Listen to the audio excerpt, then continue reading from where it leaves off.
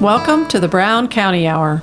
Coming to you from the legendary hills of Brown, where the plum purple haze, the one nature herself drapes over the hills and hollers, inspires local characters, artists, and nature lovers. It's as though the hills themselves conspire to create a beauty and a culture in the heart of Indiana. Sit for a spell and hear the music, the tall tales, true stories, and current goings-on. Brought to you by folks who still know how to sit by a fire in winter and swim buck naked in summer.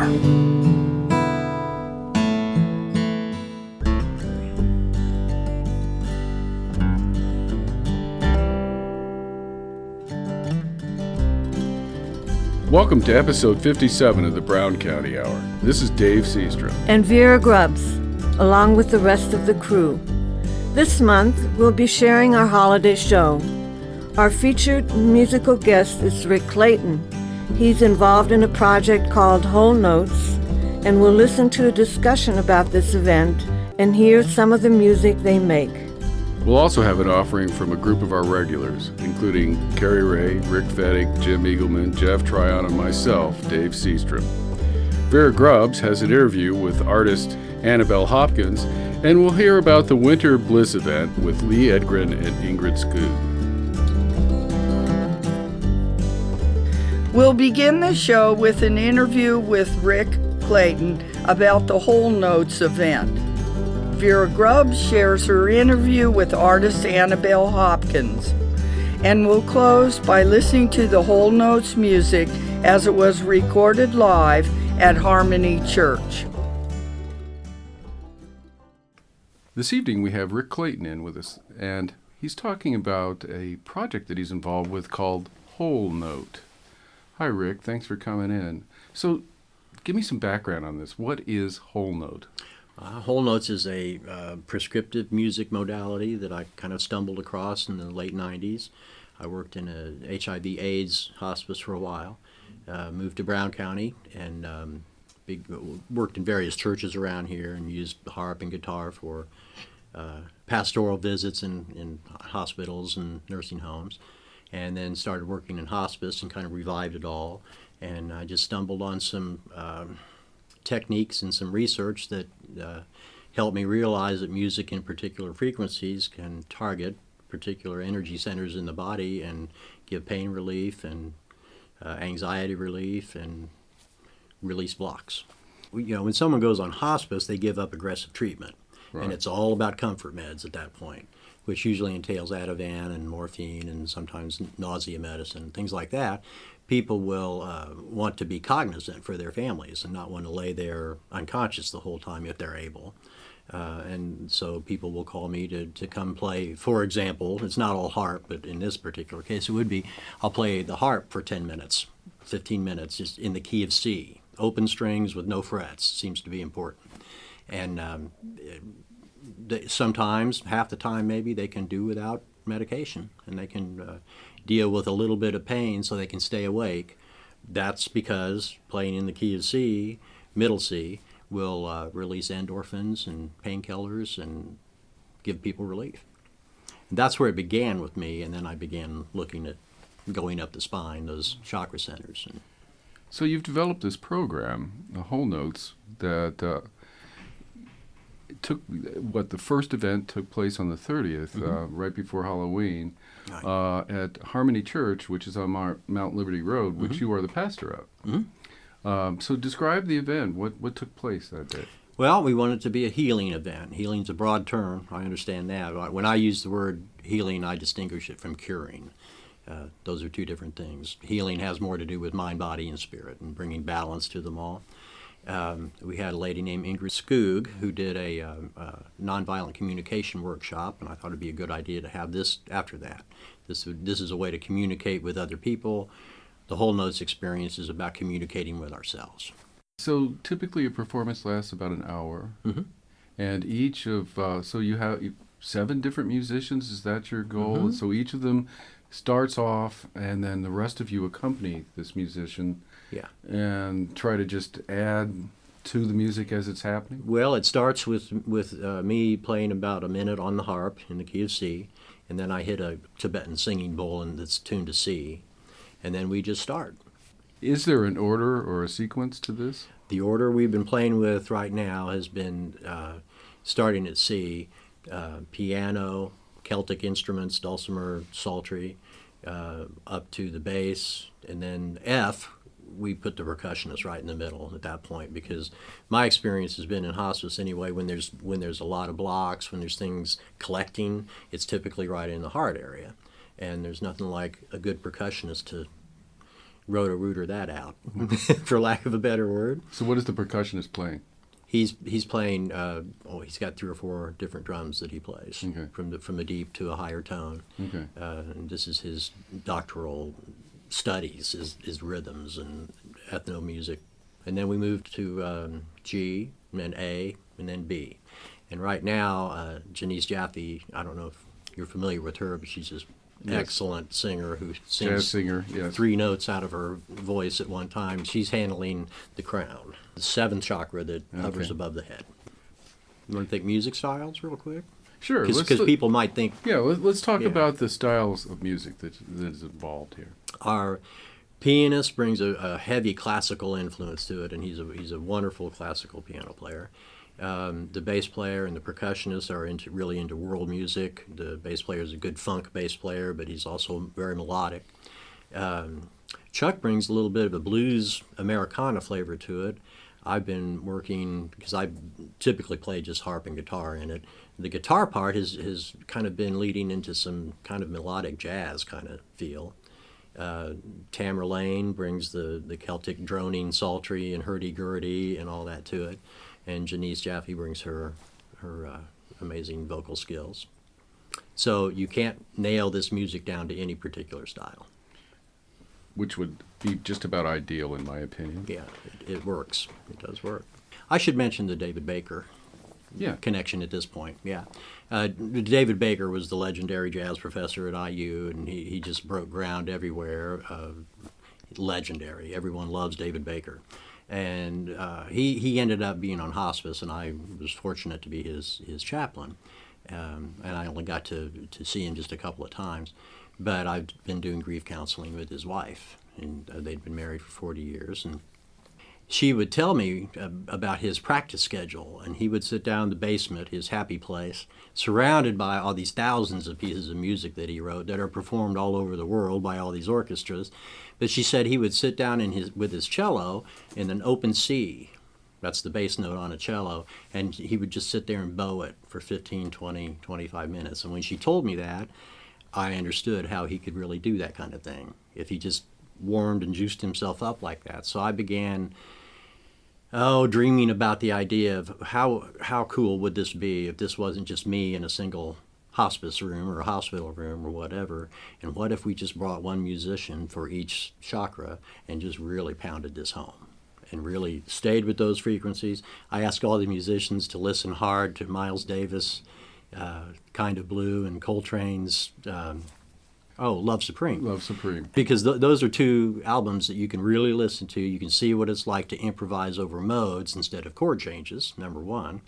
And I don't think there's an album that exists outside of Love Supreme where you can really listen to what somebody's playing from their soul. So we spent time listening to these 2 albums and rethinking music. I love entertainment, and I play in a rock and roll band up in Indy, and we have a great time. But music began as a healing modality, almost as a form of communication. And I wanted to explore that, and I wanted to see if it was still viable. So this today. is a meditative, healing, freewheeling, improvisational approach to all of this? Mm-hmm. Everybody brings their talents and their particular gifts to it. It sounds like a spectacular event. Do you guys have a website? Yes, we do. Wholenotesmusic.com. So on December 4th at 6 p.m. at the Harmony Church on Mount Liberty Road will be your next opportunity to experience Wholenotes with Rick Clayton and his compadres. Thank you so much for coming in, Rick. My really pleasure. Appreciate it. My pleasure. This is Vera Grubbs with the Brown County Hour for WFHB. I'm lucky to be in the studio of Annabel Hopkins, and we're sitting outside on her porch of the studio. How are you today, Annabel? I feel great. Good. I feel good. I checked out your website, and I'm intrigued by your comments on your painting style. Uh-huh. Would you elaborate on this idea? Well, I have several styles. I'm kind of spastic that way.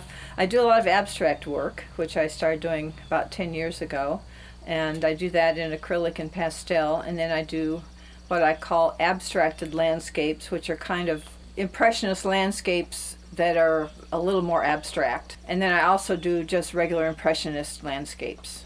How did you come to this particular style? It's just kind of what I like. You know, every painter paints what they like, follows the type of art that works best for them and gives them the most pleasure. Brown County has a long history of inspiring artists. How has Brown County influenced you in your art? Well, actually, I didn't start painting seriously until I moved to Brown County. I had been living in Monroe County, on the eastern side of Monroe County, moved there in 1981 from California, and when we bought land in Brown County and then later moved, I said, well, if I'm in Brown County, I have to be an artist, because I'd always loved art. So that's when I seriously started studying art. I had retired, and so it was what I wanted to do. Wonderful. And I've heard that same story from many artists, that it's being in Brown County that inspires them to become artists. Mm. You are also deeply involved in the art scene in Nashville and all of South Central Indiana. Tell us about some of your favorite social art-inspired projects. Boy, through the Art Alliance Brown County, we've done so many projects. Of which you're president at the moment? I'm no longer president as of a couple of months ago. Oh. I was president for about 10 years altogether, trying to disentangle myself, although I find I'll probably get involved in new projects because I can't seem to keep out of things. But first programs was Artists at Work, which we did during the bicentennial, when we got artists from all over the state to go out and paint around Nashville in the streets. So we have special signs that said Artists at Work, and that project went on for a year. We had maybe 20 or 30 artists involved that came down here and painted. And then we started the Artful Dining Galas that same year. It started as a centennial project, and we ended up doing 3 of them, and they were very successful in raising money that we gave out to all types of art organizations throughout the county. We've had a number of shows and exhibitions. We also started the Art Walk 5 or 6 years ago. It's still going on. Last year we started a new project called Partake, which consists of workshops, small 2-hour classes held at Chateau Thomas Winery on Saturdays from March through November, usually once a month. And we have a different artist teaching each class, and the people go in, they pay, they get everything included, all the materials, the instruction, wine and snacks, and they have a nice piece of art to take home with them. And a lot of people are beginners who've never painted before, and it's amazing what they come up with. Information on our website, artalliancebrowncounty.org. What is your vision for the future of the arts in Brown County? It's always changing. I'm now a member of the Arts and Entertainment Commission, and a bunch of very bright individuals. We're trying to find ways to promote art in Brown County, to make art profitable for the artists and the businesses, and to draw tourists to Brown County, to draw art lovers to Brown County. They have a number of public art projects where the Arts Commission is still trying to promote public art, and they now have a concert series in the summer at the gazebo, which is a lot of fun. Yes. We have a 3-year plan, and we just keep working on the plan. It's amazing how all the groups work together here in Brown County. There's so many people from other communities say that they have trouble getting folks to cooperate with each other. And here I find that our art groups and galleries are all more than willing to work together and help each other out and promote art. Because when we get people here to buy art, it helps all of us. And we aren't really, we're in competition, but you never know where someone's going to end up buying something. Sure. Given that you are an art activist, how important is the health of the environment, and what are you doing to preserve and or enhance that health? Every artist I know in Brown County loves nature. That's why they're here. I've never met anyone that just doesn't love it here. It's just they'll do anything they can to preserve it. and keep it nice and make it available for people to come see. I really thank you for allowing me to come and talk to you today. Well, I love your program and wish you the best of success. Oh, thank you. This has been Vera Grubbs talking to Annabel Hopkins.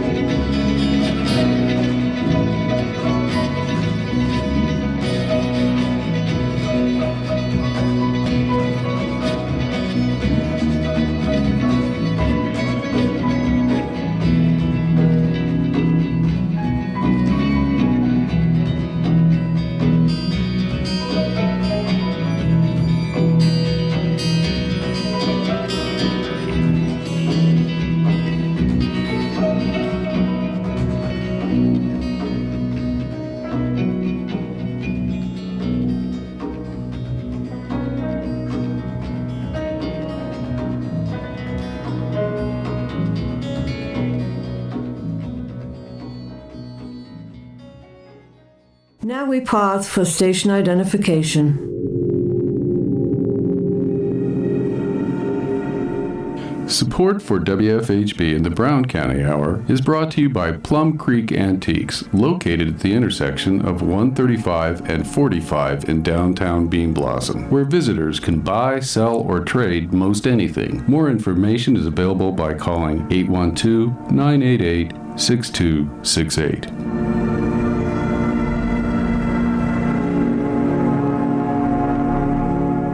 You are listening to the Brown County Hour on volunteer-powered community radio WFHB at 100.7 in Brown County, 91.3 and 98.1 in Bloomington, 106.3 in Ellettsville, and online at wfhb.org.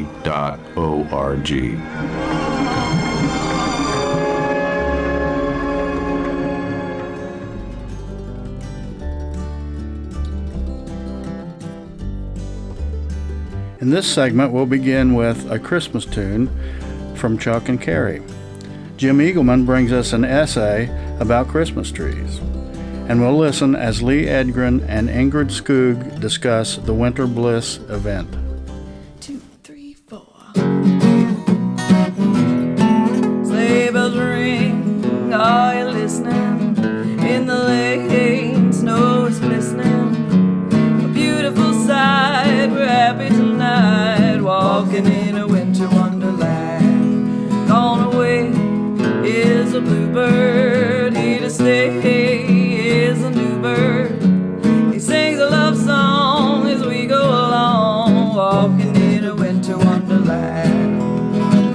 Better we can build a snowman and pretend that he's Parson Brown. He'll say, are you married? We'll say, no, man, but you can do the job when you're in town. Later on, we'll conspire as we dream by the fire to face unafraid the plans that we made, walking in a winter wonderland. The better we can build a snowman and pretend that he's a circus clown, we'll have lots of fun with Mr. Snowman till the other kiddies knock him down. When it snows, ain't it thrilling, though your nose gets a chillin'. We'll frolic and play the Eskimo way, walking in a winter wonderland, walking in a winter wonderland.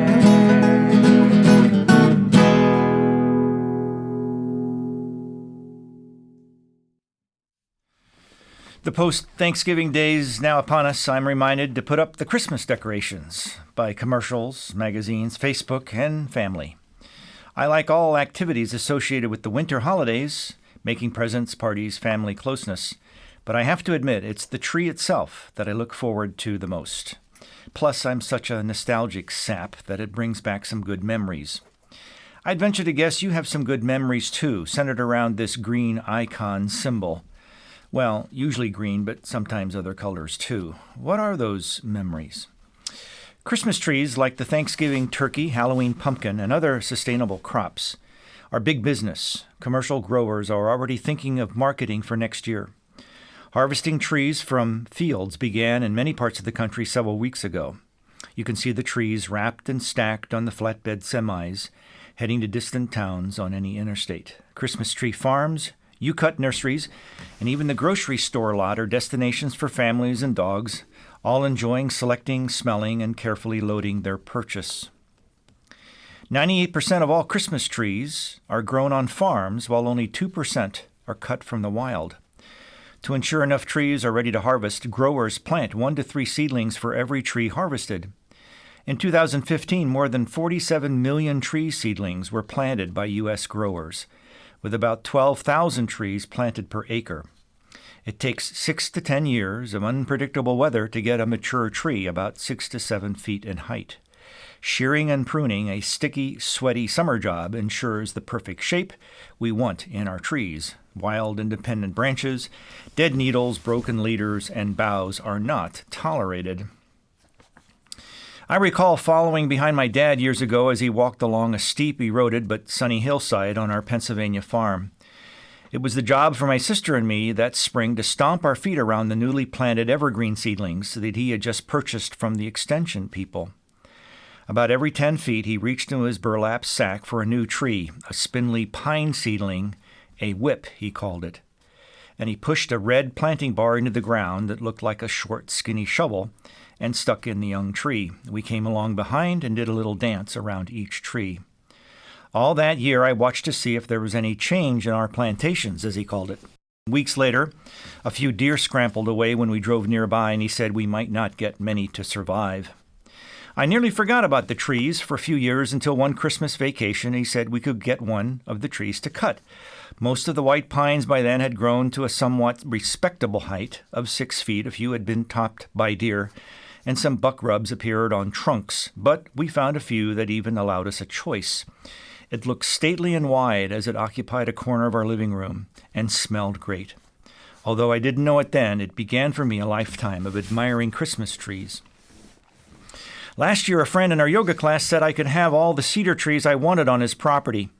He planned to clear a small pasture where they had grown close together, many of them 15 to 20 feet in height. "Make sure you wear work gloves," he said. The prickly branches, some with little blue berries on them, scratched my bare arm as I loaded a few into the back of the truck last December. A fenced pole digger allowed me to stick a few in the ground and run a string of lights to them. He wants me back again this year, so I now have a new plan for more trees. We have our own pine plantation in our woods now, and what I estimate to be about a half-mile of extension cords, the little white lights, are fun to look at through the woods each evening. What memory of the Christmas tree do you have? Finding a bird's nest in your newly installed tree is supposed to bring good luck. Swedish friends of ours still decorate with tiny candles they light at Christmas Eve, a fire extinguisher on standby. One family decorates a small tree for each member of their family and puts it in the bedrooms. Everyone has a special ornament since childhood, but for me, the less ornaments, the better. Well, maybe some straw animals, a few paper stars that Kay made, some red balls, and of course the angel on top, but that's it. Oh, wait. We always have those silver bells and those hand-carved wooden elves. Oh, yeah, and the ones the boys made when they were in elementary school. An old remnant of last year's tree is still visible in a brush pile by the compost bin. Chickadees and nuthatches climb in and around it, the nearly needleless branches still providing protective cover. Maybe this is where yours can end up after the holidays. Have a great holiday, everyone. This is Jim Eagleman with another segment of Nature News, joining all the other fine folks here at WFHB Radio, the Brown County Hour, and wishing everyone a Merry Christmas. So, hi there, this is Cari Ray with the Brown County Hour, and I'm sitting here with Lee Edgren and Ingrid Skoog, two ladies who have some really exciting information for us about a retreat that's coming up January 13th through the 15th, which is Martin Luther King Jr. weekend. To give just a little background, this will be the 6th annual retreat. For the first 5 years, this event was called the Warm-Up from Within, and this year, the event takes on new leadership as well as a new name, which is the Winter Bliss Wellness Retreat. Same weekend, same event with a new name and a new face. So I want to take a moment and hear a little bit from Lee about her original vision for the event and what has brought us to this year. It really was serendipitous. I started in 2011. I wanted to offer a weekend that was filled with a variety of workshops that created both physical and psychological space. Everybody's exhausted from the holidays, and now it's time to pause and take stock and feel what's really important. I wanted something that would take us in rather than out. The first year we had Michelle Bland Pollock's fabulous art project as a kind of centerpiece that was called What It Means to Be Human. And I see that as kind of what this is all about, or what it was all about, exploring that question through music and poetry and movement and art. So with nobody shouting more, better, faster, harder, comfortable self-trust is really immensely hard in this culture. Mm-hmm. And we're so conditioned to thinking we should be doing something other than what we're deeply led to do. And so we short-circuit that process. And this is a way to get back in touch And I came to a point where I had other projects that I wanted to do, and Ingrid stepped forward, and now she's giving this retreat her special selections of people. She's done a lot to keep continuity and honor what I brought into being, and I'm so grateful that it's still going on because I get emails every day about it. It went from 25 attendees to capacity. Oh, that's great. That's great. So, Ingrid, who will be at the helm starting this year, moving forward, tell us a little bit about what made you want to get involved, what sort of inspired you to take over the helm here, and what are your thoughts about what folks can expect that have been traditional parts of this retreat, and maybe some fresh perspective and new directions as well.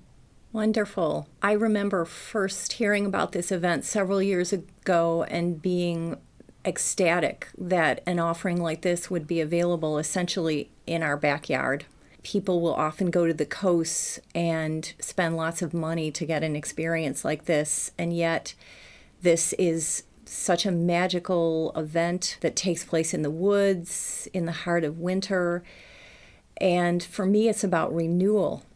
I attended last year and felt transformed and so inspired and nourished, and went away expecting to attend again this year. And Lee invited me to be a presenter, and then when she realized she wanted to step back from coordinating, I decided to step forward because it's such a wonderful experience. I really wanted it to continue. That's great. It looks like I'm looking at the flyer here that talks a little bit about the workshops that are going to be. It looks like we have some yoga, watercolor, something regarding play. There's a music component. It's a really sort of holistic kind of interdisciplinary exploration, it seems. Exactly. One of our taglines is renew body, mind, and spirit. I like to think of this event as kind of a celebration of the senses. So we give people an opportunity to move their bodies, to use their creativity through art, to quiet their minds through yoga and mindfulness training, to connect with their feelings and needs through the Embracing Your Beautiful Needs program that I myself am leading. Mm-hmm. And then we have wonderful sound healing opportunities.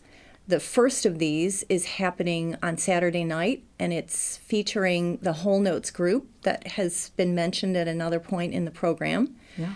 And that Saturday evening component starts at 7 p.m., and it's free and open to the public. Free and open to the public. So the rest of the event is something that you register for and buy a ticket to attend. That's right. But that component is open to everyone. Anyone who wants to participate, yes. Great. Well, I want to be sure folks know where they can get more information, because I know I, for one, want more information. So with your permission, I'm going to keep a couple of these flyers.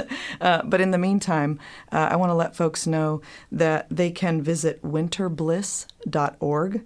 Or if they're on Facebook, they can go directly to the Facebook page, which is called the Winter Bliss Wellness Retreat. You should be able to search that and bring it up. You get tons of information about the components, the workshops, where and when, and how to get yourself there. And as you've said, in recent history here, this event has gone to capacity. So folks should probably consider doing so sooner than later. Yes, that would be a good idea. Is there anything else I've forgotten that you want to be sure that folks know before we sign off? Well, I just wanted to say that Ingrid has done something that I very much wanted to do, which was keep the idea of local sourcing. Mm-hmm. We have fabulous teachers and instructors in this area. And then the other part of this is she's kept the pricing low. I wanted, when I started, to offer something that people that lived in Brown County could afford.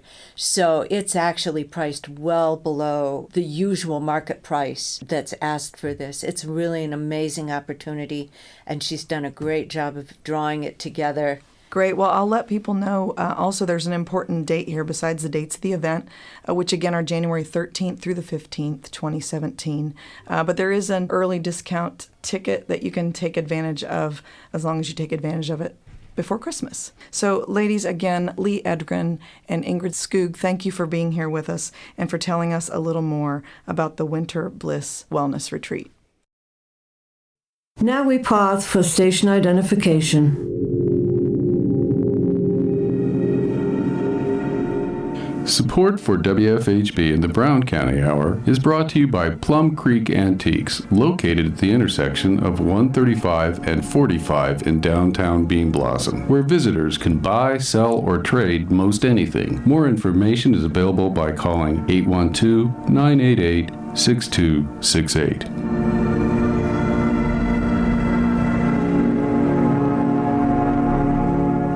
You are listening to the Brown County Hour on volunteer-powered community radio WFHB at 100.7 in Brown County, 91.3 and 98.1 in Bloomington, 106.3 in Ellettsville, and online at wfhb.org.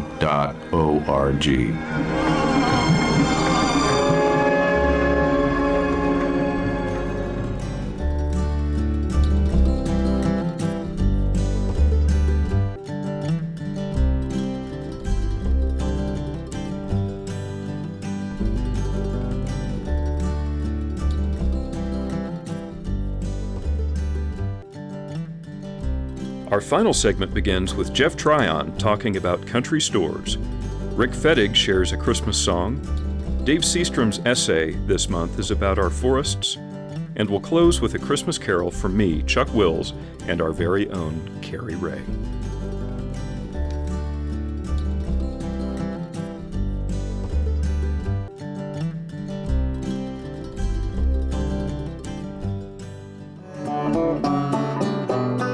This is My Brown County with Jeff Tryon. The more I thought about what really makes Brown County, the more I began to realize how we each have our own particular Brown County. In a way, Brown County is what we each bring to it, what we find there for our own, what we each make of it. No one else sees it probably in the same exact way that I do. That's what makes it my Brown County. Country stores. I grew up near Fruitdale, up in the northern end of Brown County, and when I was a little boy, there was a little country store there called Flanagan's Market. And it looms large in my childhood memories because penny candy could be had there, and soda pop, and many other highly desired delights not common to my everyday experience. I especially remember that on Halloween, while out trick-or-treating, we would stop by the store and old Mr. Flanagan would hand out free candy right off the candy shelf, conveniently located at child eye level in front of the main counter checkout. It was a regular little country store with 2 gas pumps out front, a little bit of everything on the shelves, and a little bell on the door that went ding-a-ling whenever anyone came in or went. The cash register was manually operated. A drive through Fruitdale today reveals that not only is the old Flanagan's Market building an empty hulk, the newfangled gas station just down the way that took its place for many years in Fruitdale affairs has also gone belly up. Farther north, another old gas station has long since gone away, but still bears the unmistakable architectural form of a 50s gas station building. Kind of looks like Fruitdale is drying up, a mere shadow of its former self. The store, the gas station, had been a hub of community activity and information, such as it was in Fruitdale, and without any functioning marketplace, the place itself is diminished. And it isn't just Fruitdale. Little country stores are disappearing from the landscape of my childhood all over Brown County. In fact, I can only think of a couple that are still in business. When I was about in the 6th grade, we moved from Fruitdale to Spearsville, farther east in that northern tier of the county, and the local country store was Burker's Grocery, right in downtown Spearsville, a venerable institution now defunct. Burker's not only loomed large in my childhood, but was also a central place in my father's childhood, because he grew up around Spearsville and Peoga. As I say, Burker's was often the locale or a feature of my father's childhood tales of fun, fighting, and whatever else they got up to back in the 20s and 30s in Brown County. At some point in its history, it was Walker's Grocery, and is so depicted in a Frank Hohenberger photo of 1927, which includes a young Homer Oliver. Hohenberger also documented the store and gas station at nearby Fox's Corner in an iconic photograph featuring a Model T at an ancient gas pump. The great Brown County photographer also preserved a glimpse of the Belmont Post Office, located in the store and station that was there right up through the 80s, now a used car lot. Fox's Corner is gone, and so is Burker's, both faded away into memory. And that's the way it went with most of the little country stores that once dotted Brown County. There used to be a little store and station across from the West Gate entrance to the state park, and another little station down where the Redbud Motel is currently located. A couple of years ago, Crouch's Market closed, the epitome of a community revolving around a little country store that had seemingly always been there and seemed like it always would. Down the road at Story, a high-end tourist destination restaurant and bar has taken hold where 100 years ago a community revolved around a little country store and a gas station run by Alra Wheeler that sold everything from a cake of chewing gum to a threshing machine. Knight's Corner closed. The Bean Blossom IGA closed. The very idea seemed stunning to me. It was clear that things are not going to continue to be the way that they have always been. There are some signs of hope. I saw where someone bought the Helmsburg store with the express intention of keeping it open, a noble ambition. I went by the Needmore grocery the other day while out cruising the autumn back roads and bought a soft drink. Still hanging in there. The Gatesville General Store is still going strong. The store in Peogue, Brock's General Store, is still open as far as I know. It changed hands in 2014 when Mary Brock ended a 37-year career there. The store was sold to the Eisenmenger brothers, Jeff and Eric, who also operate small markets in Greenwood and Trafalgar. As far as I know, it's still open. I guess I haven't actually been up to Peogue in a while, and times are uncertain. These old country stores were more than just a place where merchandise was sold. They were a kind of community clearinghouse for vital information about friends and neighbors, births, deaths, and marriages, affairs of state, news of interest, foreign and domestic, local and far-flung, were threshed out around an old pot-bellied stove while folks, mostly the men, perched on benches, boxes, nail kegs, and sometimes even chairs. Politics and religion were examined in some detail. Everything of importance that happened in Brown County either happened at one of the stores or was soon reported there, according to early history buff Grover G. Brown. Quote, "If a man got shot, he somehow arranged it so the shooting happened at the store," he wrote in a 1960 article. If a man wanted to give his enemy a good flailing, he usually found him on the front porch of the store. If a man wished to cuss the government or complain at the Lord for the bad weather, there was no place like the local country store. The methods of selling were crude and slow. Sugar came in barrels weighing 300 pounds. It might become so hard that the merchant had to use a hatchet to cut it out before weighing it out as called for. Salt came in barrels weighing 280 pounds. It too could be baked hard in the barrel. Coffee, green or roasted, came in 300-pound bags. The merchant weighed it up a pound at a time as needed. It was usually roasted in the oven at home and ground in a small coffee mill that was held between the knees, a regular morning chore.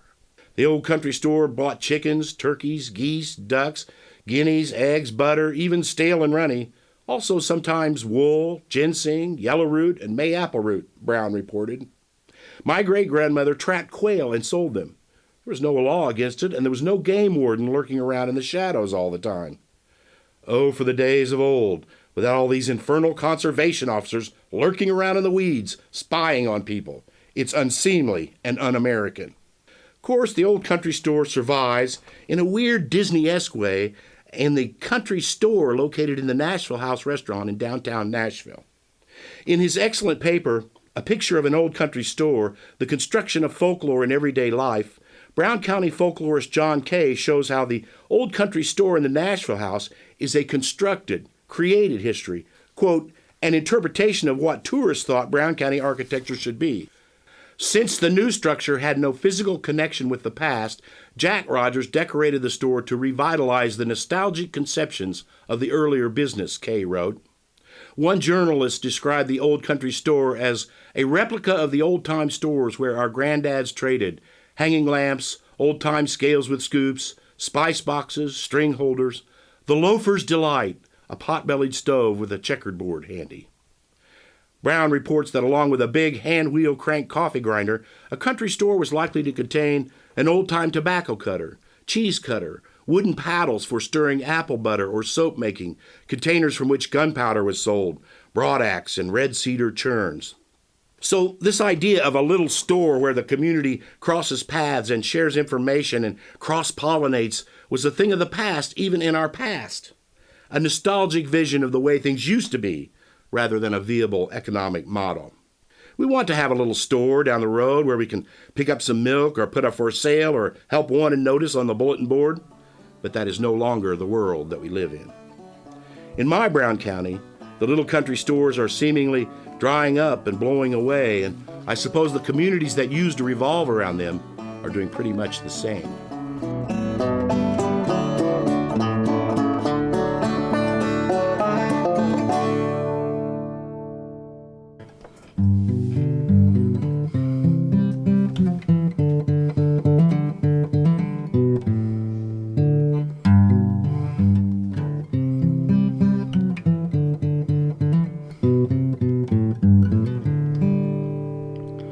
Well, it was Christmas in prison and the food was real good. We had turkey, pistols carved out of wood. I dream of her always, even when I don't dream. Her name's on my tongue and her blood's in my stream.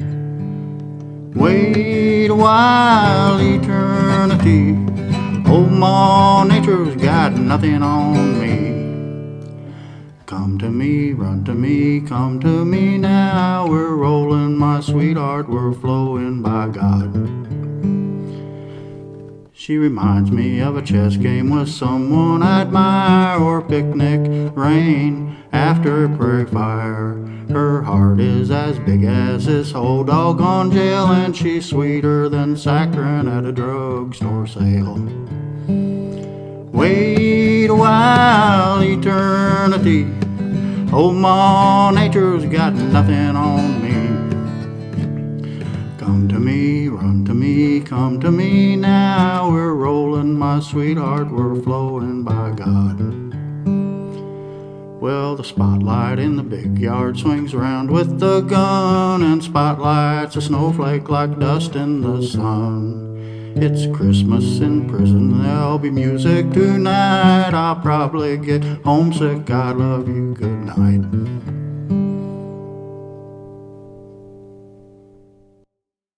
Brown County is the most forested county in the state of Indiana because our real estate is comprised of scraps of land from other counties that no one wanted. The rough terrain and the rugged hills made it difficult to build and maintain roads and run electric power to this area. So even now, we're not exactly in the mainstream. Our gift to Indiana is a forest that's in 100 years of recovery. If by some miracle we can save a portion of this woodland, 400 years from now, we will have the beginnings of a healthy, undisturbed forest. I've been reading the international bestseller, The Hidden Lives of Trees by Peter Wholenotes, and I highly recommend it. Mr. Wholenotes is a professional forester who manages a forest in the Eifel Mountains in Germany. He's a degreed scientist who, through years of observation, has come to understand the deeper relationship between trees and the interconnectedness of all the lives that depend on an intact, undisturbed forest. The beauty of this story lies in his ability to see how every life in the forest is dependent on the other, and without all of these lives remaining in place, the future of the forest is in jeopardy. As humans, we think in terms of our own short lifespan, but forests operate on a far longer timescale.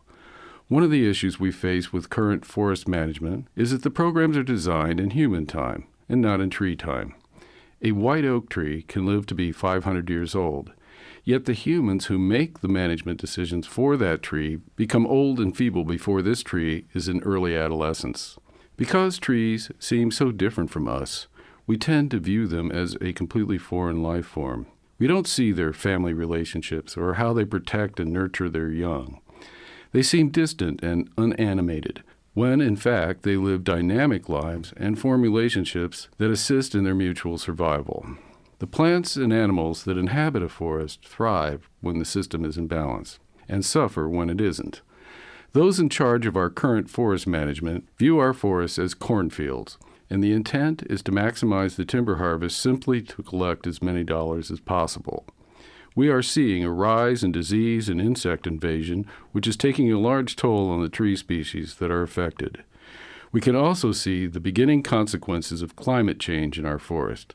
Combined with the stress of increasing rate of logging by 400%, this combination spells disaster for the future of our forests. Mr. Woolben's research points out that when a forest is complete, the trees help defend each other from disease and insect infestation. When the trees are raised in isolation, like in a park in a city, they don't live as long, and they aren't as healthy as their kinfolks who enjoy undisturbed lives in an intact forest. My wife and I live directly adjacent to Yellowwood State Forest, and over the years I've seen lots of logging. Up until 12 years ago, a given tract of state land was harvested once in 20 years. During that harvest, 17% of the new growth was taken. The hiking trails were respected, and this low rate of harvest created little, if any, damage to the other trees. We also protected about 30% of our forest that was set aside for preservation. Now we protect nothing, and a given tract might be cut 2 or 3 times in 20 years. In combination with this 400% rate of increase in timber harvest, we're setting the forest up for disaster. In the new plan, the focus is on creating an oak hickory forest. This comes at the expense of all of the other tree species. When they log a tract, the forest is bulldozed, and the so-called undesirable trees are shoved to the side and left to rot. The equipment that's used to cut and skid the trees arrives in a new tract covered with mud from the previous tract. This is how invasive plants are spread. This is also against the best management practices as set out in the guidelines, but this is never enforced. What we have, in my opinion, is far more precious than money. There is plenty of money in this world, but there are very few forests, and no amount of money can replace an old-growth forest once it's gone. Only time can do that. Our spectacular forests can be a gift to the future of humanity, and what we have to do is leave them alone. If we want our children's children to enjoy what we have, and if we dream that their descendants will be able to enjoy the same, the time to do something is now. If the new strategic plan is allowed to run its course unaltered, in the next 10 years or so, every state forest in Indiana will be denuded, simply for the money. If this concerns you, please go to our website at browncountyhour.com and check out the links to our Woodwatch page and see what you can do. I would like to leave you with a few quotes that inspire me in these dark times. It's horrifying that we have to fight our government to save the environment. Ansel Adams. A true conservationist is a man who knows that the world is not given by his fathers, but borrowed from his children. John James Audubon. Here is your country. Cherish these natural wonders. Cherish the natural resources. Cherish the history and romances, sacred heritage for your children and your children's children. Do not let selfish men or greedy interests skin your country of its beauty, its riches, or its romance. Theodore Roosevelt. This is Dave Seastrom, giving you something to think about. See you next time.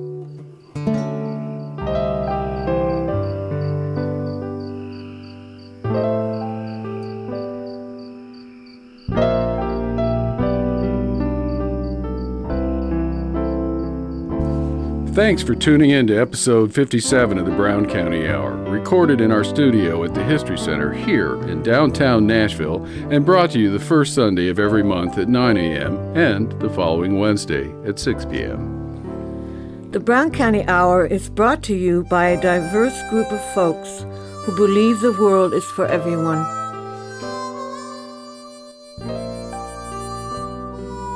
This show was produced by Pam Rader, Rick Fettig, Vera Grubbs, Cari Ray, and Dave Seastrom. We would also like to thank Slats Klug for our theme music.